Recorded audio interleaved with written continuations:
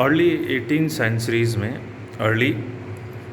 Around 18 century के आसपास जब शुरुआत हुई तो 18 सेंचुरी के अंदर यूरोप के अंदर हमें मालूम है कि ग्रीक मेडिसन और इसके अलावा अल्टरनेटिव सिस्टम ऑफ मेडिसन ये बहुत ज़्यादा प्रिवेल करती थी, ये बहुत ज़्यादा वहाँ चलती थी और सैकड़ों साल तक यूरोप में एलोपैथिक मेडिसिन्स का तो कोई रोल ही नहीं था काफ़ी सालों तक। ये मैंने जैसे आपको बताया कि 18वीं सदी के आसपास एलोपैथिक का वजूद हुआ। तो यूरोपियंस ने, जैसे कि अभी सैमुअल हैनमैन जर्मन एक होम्योपैथ थे, उन्होंने ये टर्म दिया होम्योपैथी और इसको बड़े एक क्रिटिसाइज़ करते हुए एक नाम दिया, इसकी निंदा करते हुए भी एक नाम दिया था, allopathy as heroic medicine, heroic medicine का नाम दे दिया उन्होंने ही दिया। और यूरोप के जितने फिजिशियंस थे, डॉक्टर्स थे, उन्होंने उसका मजाक बनाते हुए कहा कि ये तो हीरोइक मेडिसिन है एक। हाँ, उसको सही नज़र से नहीं देखते थे और वो ये कहते थे कि ये बीमारी को, असल में बीमारी को ख़त्म नहीं करती है, ये जो सिम्टम्स हैं, जो सिम्टम्स हमें बीमारी की वजह से सिम्टम्स मिल रहे हैं उसको दूर करती है। जैसे कि यूरोपियंस ये बोलते थे, जो वहाँ फिजिशियंस थे यूरोप में, वो बोलते थे कि बीमारी जो होगी वो बीमारी इम्बैलेंसेस की वजह से होगी। जैसे कि कंसेप्ट है यूनानी के अंदर या आयुर्वेदा के अंदर कि ब्लड, फ्लैग्म, येलो बाइल या ब्लैक बाइल, दम, सफ़रा, सौदा, बलगम, इसके तवाज़ुन के, रेशियो के बिगड़ने की वजह से बीमारी पैदा होगी। और चूँकि हमारे यूनानी के अंदर या यूरोप के यूरोप में उस वक्त बीमारी का जो रूट कॉज था, जो ये रूट कॉज दम, बलगम, सफ़रा, सौदा है,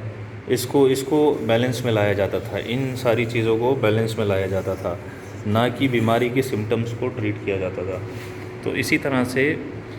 तरह से यूनानी में भी यही कंसेप्ट है, आयुर्वेद में भी ये कंसेप्ट है कि रूट कॉज जो है बीमारी का, चाहे वो बिगाड़ सफ़रा में हो, सौदा हो, बलगम हो, तो उसको दूर किया जाए, ना कि बीमारी की वजह से जो सिम्टम्स पैदा हो रहे हैं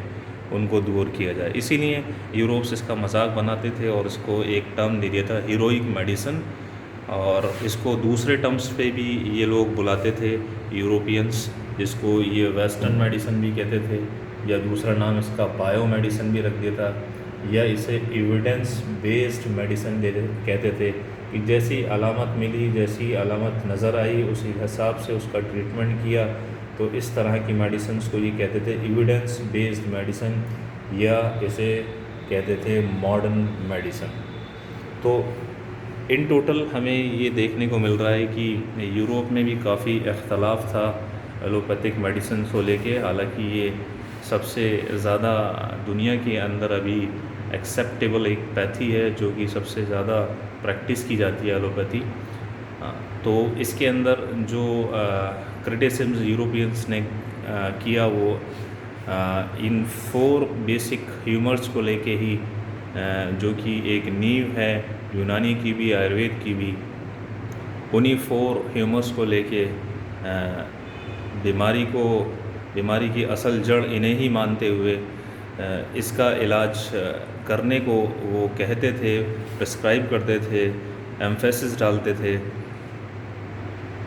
और एलोपैथिक मेडिसिन्स सिर्फ साइन एंड सिम्टम्स को दूर करने के लिए या उसके अपोजिट काम करने वाली मेडिसिन्स को तरजीह देती थी। तो ये एक कंपैरेटिव स्टडी है, एक कंपैरेटिव पॉइंट है कि यूरोपियंस किस तरह से क्रिटिसाइज़ करते थे हीरोइक मेडिसिन का, एलोपैथिक मेडिसिन का।